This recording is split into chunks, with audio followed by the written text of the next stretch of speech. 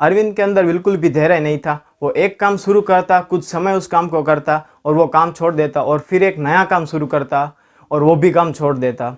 ऐसे बहुत साल बीत चुके थे, लेकिन अभी तक अरविंद एक सफल व्यवसाय शुरू नहीं कर पाया था। अरविंद की इसी आदत के कारण उसके माता पिता परेशान थे। वो जब भी अरविंद को काम छोड़ने की वजह पूछते, अरविंद कोई ना कोई कारण बताकर खुद को सही साबित करने की कोशिश में लग जाता। अब अरविंद के सुधरने की कोई भी उम्मीद नज़र नहीं आ रही थी। तभी अरविंद के माता पिता को पता चलता है कि पास ही के शहर में कुछ दूर एक आश्रम है, जहाँ पर एक पहुँचे हुए गुरु का आगमन हुआ है। दूर दूर से लोग उस गुरु के प्रवचन सुनने के लिए जाने लगे हैं। अब अरविंद के माता पिता भी अरविंद को उस गुरुजी के पास ले गए और गुरुजी को अपनी सारी समस्या बताई। गुरुजी ने अगले दिन सुबह अरविंद को आने के लिए कहा। ना चाहते हुए भी अगले दिन सुबह अरविंद को उस गुरुजी के पास जाना पड़ा। तब गुरुजी अरविंद को एक बगीचे में ले गए और चलते चलते अरविंद से पूछा कि बेटा अरविंद, तुम्हारा पसंदीदा फल कौन सा है? अरविंद ने कहा कि मुझे आम सबसे ज़्यादा पसंद है। अब गुरुजी ने अरविंद से कहा कि अरविंद, वहाँ पर एक बोरी पड़ी हुई है जहाँ पर आम की कुछ गुठलियाँ हैं, वो गुठलियों को निकालो और उसे ज़मीन में गाड़ दो। ना चाहते हुए भी अरविंद ने गुठलियों को निकाला और ज़मीन में गाड़ दिया। अब गुरुजी अरविंद को आश्रम में ले गए और करीबन आधे घंटे बाद अरविंद से कहा कि अरविंद, जाकर देख कर तो आओ कि फल निकला या नहीं। अरविंद ने कहा कि अरे, इतनी जल्दी फल कहाँ से निकलेगा, कुछ समय पहले ही तो हमने गुठलियाँ ज़मीन में गाड़ी थी। गुरुजी ने कहा कि ठीक है, तुम थोड़ी देर बाद जाकर देख कर आना।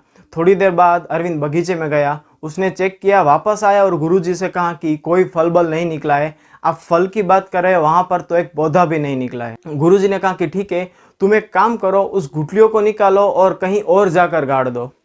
अरविंद ने उस गुठलियों को निकाला और दूसरी जगह गाड़ दिया और वापस आधे घंटे बाद गुरुजी ने अरविंद से कहा कि तुम जाकर देख कर आओ, अब तो फल निकला ही होगा। अब फिर से अरविंद बगीचे में गया, उसने चेक किया और वही जवाब लेकर वापस आया और गुरुजी से कहा कि कोई फल बल नहीं निकला है, वहाँ पर एक पौधा भी नहीं निकला है।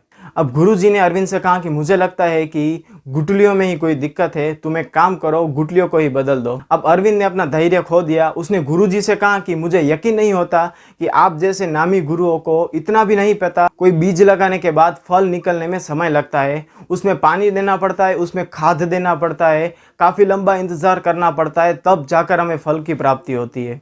अब गुरुजी मुस्कुराए और गुरुजी ने अरविंद से कहा कि अरविंद, मैं तुम्हें यही समझाने की कोशिश कर रहा था। तुम एक काम शुरू करते हो, उसमें रिजल्ट नहीं मिलता तो तुम वही काम कहीं और जगह पर जाकर शुरू करते हो, और फिर भी तुम्हें रिजल्ट नहीं मिलता तो तुम ये सोचते हो कि वो धंधा ही बेकार है।